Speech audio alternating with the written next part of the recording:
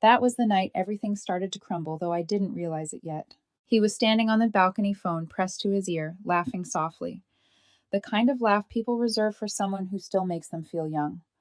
The rain outside blurred the glass, but I could still make out the words that pierced right through me, Dana. You always knew how to make me feel alive. Alive. Funny how one word can sound like a promise and a goodbye all at once. My name is Teresa Johnson, and I'm 29 years old. If you had met me 2 years ago, you would have said I was the kind of woman who had her life together, steady job, a cozy apartment, a boyfriend who remembered my coffee order and texted me good morning.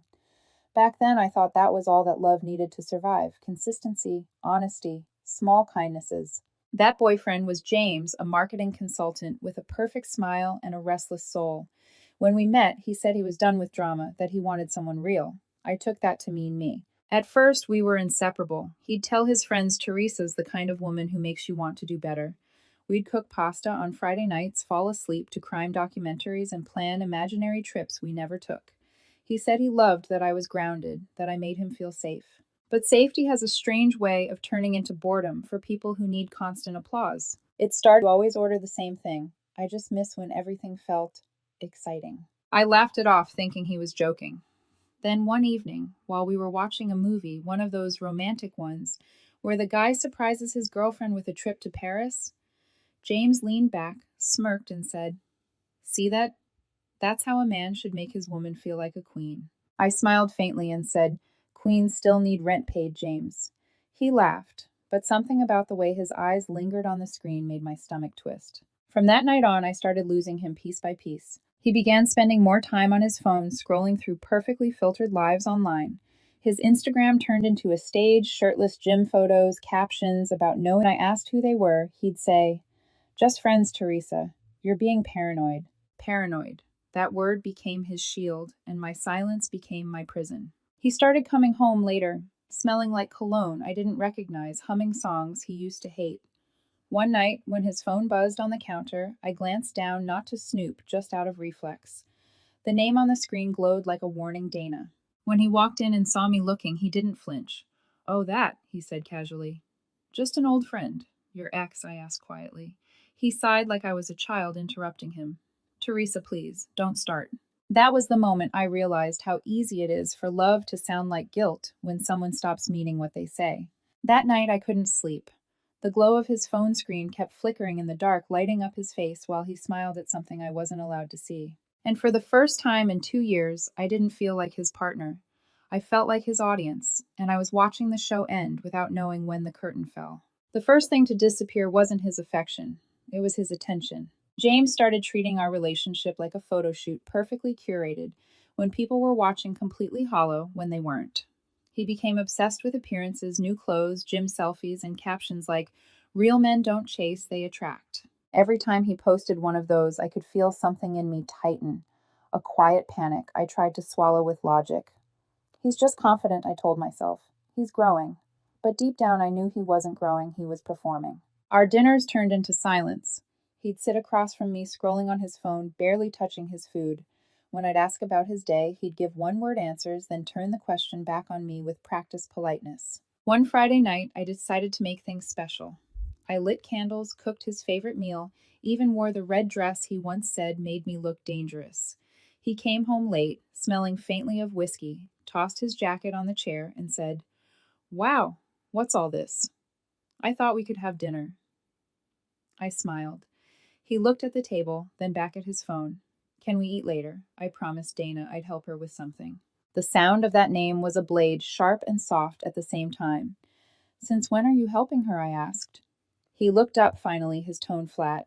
"Don't do that, Teresa. You're making this weird." That night the food went cold, the candles burned out, and I sat on the couch, staring at the wall, while he laughed quietly on the balcony. From that moment, everything felt rehearsed. He'd post photos of sunsets with captions like "Know Your Worth, Kings." He started calling himself king, ironically, but irony has a way of turning into truth when you say it enough times. When I tried to talk about how distant he'd become, he said, "You're overanalyzing everything. Not everything has to be deep, Teresa. But love is supposed to be deep. It's supposed to have roots." What we had now felt like painted soil. Weeks passed. The gap between us grew so wide I could hear the echo of my own voice when I tried to reach him. One night I came home early and found him sitting in the dark typing fast on his phone, his face lit by the screen, his smile tender. The kind of smile I hadn't seen in months. "Who's that?" I asked gently. He jumped slightly, then forced a grin. "No one. Dana." He rolled his eyes.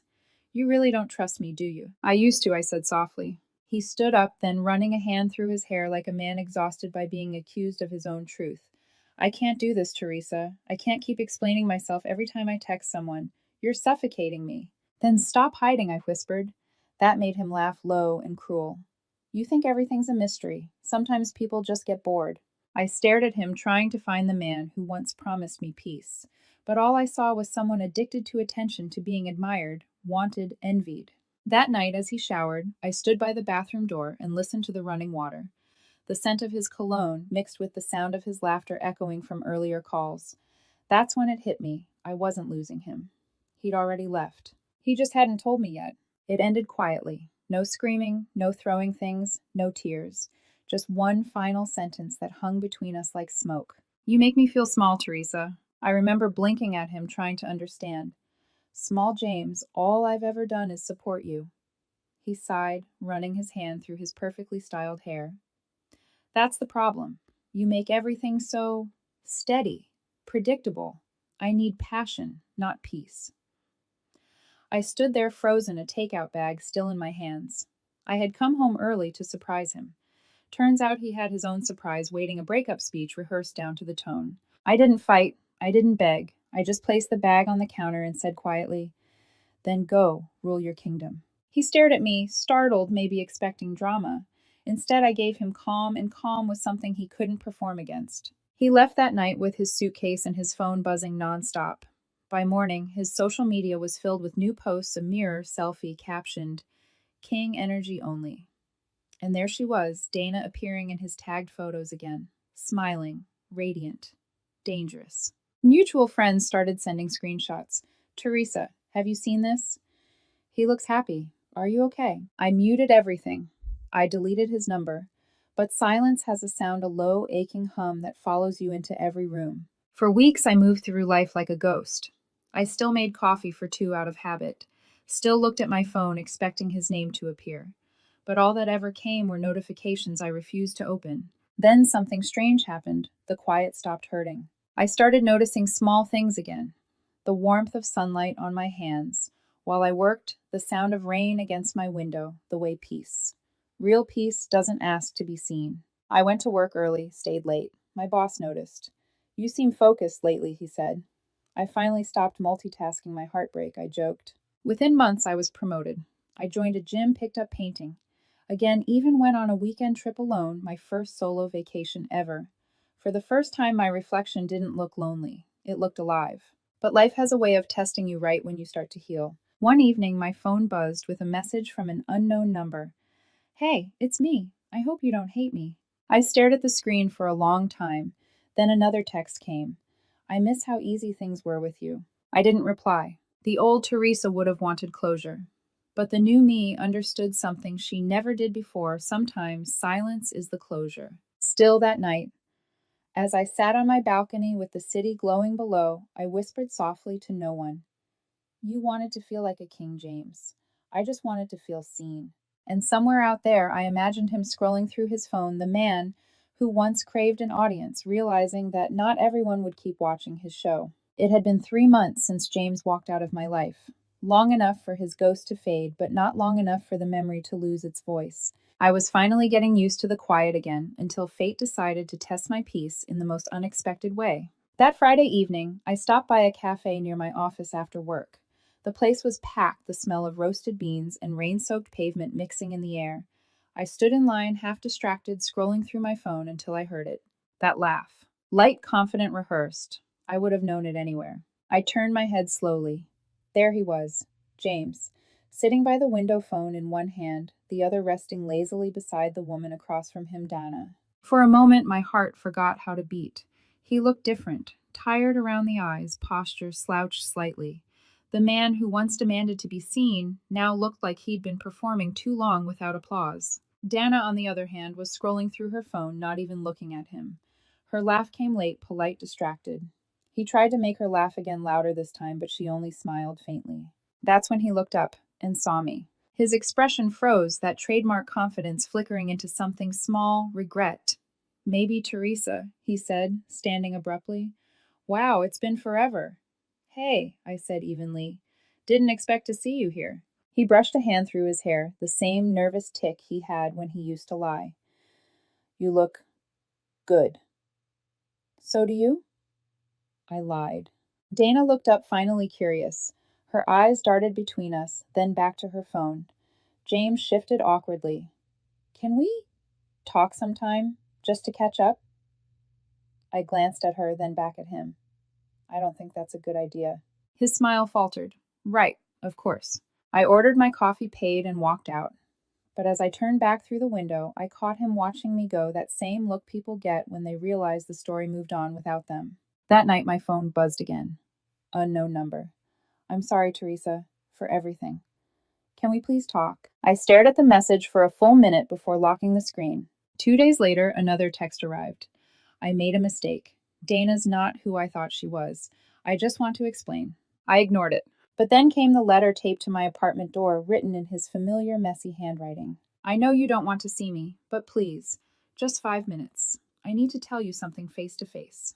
I should have thrown it away, but curiosity, or maybe the last ember of closure, got the better of me. So the next evening, I found myself walking toward the park near our old apartment. The sky was bruised purple, the streetlights just starting to hum to life. He was already there, sitting on the bench, hood pulled up, hands shoved in his pockets. When he looked up, I saw a version of him I hadn't seen before, stripped of pride, of polish, of performance. Thank you for coming, he said softly. I nodded once. You wanted 5 minutes. He swallowed hard, eyes glistening. I messed up, Teresa. You were right about everything. And just like that, the stage was set, only this time the script was mine to write. The park was nearly empty that night. Just the hum of distant traffic and the whisper of leaves scraping across the pavement. The air smelled like rain, heavy and metallic, the kind that comes right before a storm. James stood slowly when he saw me, his eyes red around the edges like he hadn't slept in days. He looked nothing like the man who left me for his queen. No suit, no cologne, no confidence, just exhaustion. I don't even know where to start, he said quietly. Try the truth, I replied. He nodded, rubbing the back of his neck. Dana, she wasn't what I thought. At first it was fun, she made me feel wanted again. But then everything became about her. Her image, her followers, her plans. She used me, Teresa, for money, attention, everything. When I ran out, she ran too. I stayed silent. The old me would have asked why, how, what happened. But now I just let the silence make him uncomfortable. He took a shaky breath. You were right, about everything. I thought I needed passion, chaos, fire. But I didn't realize how cold it gets when all the flames burn out. I finally met his eyes. So what do you want from me, James? He hesitated. A second chance. I know I don't deserve it, but I cut him off. You don't. He flinched. I don't hate you, I continued. But I don't need to start over with someone who made me feel small so he could feel big. Teresa, I was stupid. I thought stability meant boredom. But you were peace. I see that now. You see it because you lost it, I said softly. You didn't want a partner, James. You wanted a mirror, something that reflected your best angle back at you. He swallowed hard, tears welling. You make it sound like I'm a terrible person. I shook my head. No, you're just someone who confuses attention for love. He took a step forward. Please, Teresa, I miss you. I miss us. We can rebuild. I stepped back. You don't miss me. You miss the version of yourself you liked when I loved you.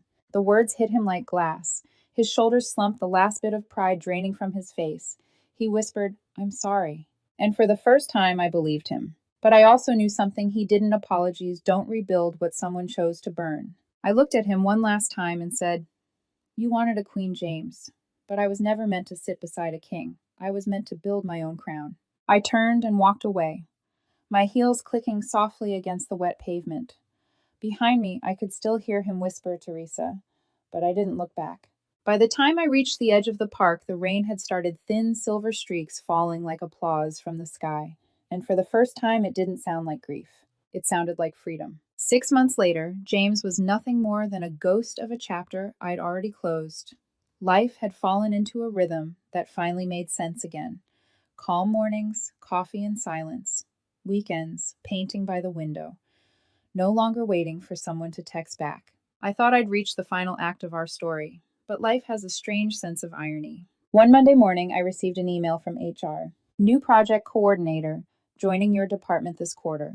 Please review her onboarding schedule. I opened the attached file, scanning the details, and then I froze. Name James Porter. I laughed out loud, that low, disbelieving laugh you give when the universe clearly has a sense of humor. The following week, he walked into the glass-walled office looking smaller somehow. His once effortless confidence was gone. His eyes met mine across the conference table, startled, uncertain. Teresa, he breathed almost a whisper. Good morning, I said evenly. Orientation starts at 9. You'll be working with my team. I saw the flicker of panic in his face. Maybe he'd expected anger. Maybe he'd expected tears. But indifference. That was something he never rehearsed for. Days turned into weeks. We barely spoke except for professional matters. He was polite, painfully so. Always careful, always measured. The other employees said he seemed off. He's nice, one intern said to me, but sad. Like he's somewhere else all the time. I didn't respond. Some lessons don't need explanations. Then, one evening, after a long meeting, he caught me in the hallway. Teresa, he called softly. Can we talk? I checked my watch. Make it quick. He took a deep breath. I know this must be weird for you. It's weird for me too. But I wanted to say I'm sorry again for everything. Before, when I apologized, I just wanted to ease my guilt. But now I actually mean it. I kept my tone calm. You already did, James. I accepted it. He nodded slowly, eyes glistening. Working here, seeing how good you are at what you do. It's humbling. You're thriving. It's hard to watch, but I'm proud of you. I looked him straight in the eyes. You don't owe me pride, and I don't owe you forgiveness. We're just coworkers now. Something in him broke then. Not loudly, not visibly, but quietly, like the sound of glass cracking under a thick rug. He nodded again. Okay, he whispered, then walked away. A few weeks later, my boss called me into his office. We're restructuring, he said. Budget cuts. The temporary coordinator position has to go. He hesitated, eyes apologetic. Since you're technically his supervisor, I'd like you to sit in on the exit meeting. I think he'll take it better hearing it from someone familiar. I agreed, not out of sympathy, out of closure. The next morning, James sat across from HR, clutching his folder. He didn't argue, didn't beg. He just nodded, eyes wet, and when it was over, he stood, turned to me, and said softly, Thank you for not being cruel. Take care of yourself, James, I said. He gave me a faint, trembling smile. You too, Teresa. And just like that, he was gone. A month later, a mutual friend mentioned he'd moved back in with his parents. Apparently, Dana left him in debt, she said quietly. He's working part-time now. I didn't feel joy, not even revenge, just closure. Because real revenge isn't watching someone fall. It's standing tall while they fade quietly into the background. Almost a year to the day after he left, I got a message on LinkedIn. Hey, Teresa, just wanted to say congratulations on everything you've accomplished. You deserve it. I'm proud of you. I hovered over the reply box for a long time, then typed back. Thank you, James. I wish you well. That night, I sat on my balcony, tea steaming in my hands, watching the city glow like gold dust below me.